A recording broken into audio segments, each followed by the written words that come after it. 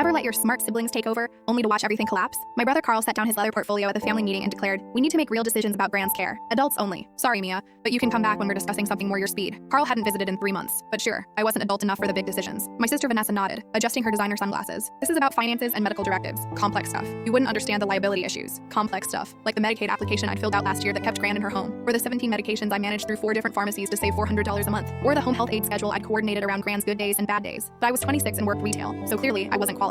"You're right," I said, standing up. "This is too complex for me." I left them my spare key and walked out. What they didn't know was that Gran's entire life was running on systems I'd built over 3 years. The pill reminder app on her phone that I managed remotely. The grocery delivery I'd automated with her preferences noted down to the brand of butter she'd used since 1973. The network of neighbors I'd cultivated who checked on her daily in exchange for the cookies I baked in her kitchen and delivered in her name. Day 1 without me, Gran called confused. "Mimi, the medicine box is empty. Carl and Vanessa are handling your care now, Gran. Call them." But they don't know about my Thursday pills. The Thursday pills. Different from the daily ones because of an interaction with her blood pressure medication that only happened if she took them within 4 hours of each other. Her doctor had explained it to me 6 times before I understood. I'd created a whole separate system for Thursdays. Carl's solution was to dump all the pills in one container. Gran ended up in the ER with dangerously low blood pressure. Week 2, Vanessa tried to take over the groceries. She ordered from Whole Foods because it was organic and healthy. Gran refused to eat any of it. She wanted her specific brand of wheat bread from 1987, which only one store carried. She wanted the butter in the gold wrapper, not silver. She wanted the exact yogurt that helped her digestion, not Greek yogurt that Vanessa insisted was better. Gran lost 4 pounds that week. At 91, she couldn't afford to lose 4 pounds. Month 2 was when the home health aide quit. She'd been coming on Tuesday and Friday mornings for 2 years. I'd found her through a Romanian church because Gran only trusted other Eastern Europeans. I'd learned enough Romanian phrases to communicate with her, coordinated her schedule around Gran dialysis, and paid her extra under the table because the agency rates would exceed what Medicare covered. Vanessa hired an agency. They sent different people every time. Gran, confused and scared, wouldn't let strangers in. She went without help for 2 weeks before anyone noticed. Carl finally called me. Gran fell. She's in the hospital. At the hospital, Gran was crying, not from pain, but from confusion. They'd admitted her as Margaret. She'd been telling them for hours that her name was Magda, but her legal name was Margaret. I was the only one who knew she needed to be called Magda, or she thought they were talking to someone else. "Mimi?" she whispered when she saw me. "They keep calling me by my sister's name." Her sister Margaret had died in 1962. The nurses had been marking her as non-compliant and confused because she wouldn't respond to Margaret. They were recommending memory care. Once that goes in a chart, it never comes out. I fixed it in 10 minutes. Explained the name issue, the Thursday pills, and the specific dietary needs that weren't preferences but medical necessities. The nurses looked at Carl and Vanessa like they were seeing them for the first time. "We thought you were her primary caregiver," one said to Carl. "I am, legally. Legally, it's who knows her pills," the nurse replied. Gran came home, but Carl and Vanessa's management continued. They hired a geriatric care manager for $200 an hour, who recommended everything I'd already been doing for free. They bought a $500 medical alert system that Gran couldn't figure out, replacing the simple phone shortcut I'd programmed. They scheduled her appointments at the fancy medical center an hour away instead of with Dr. Petrosky,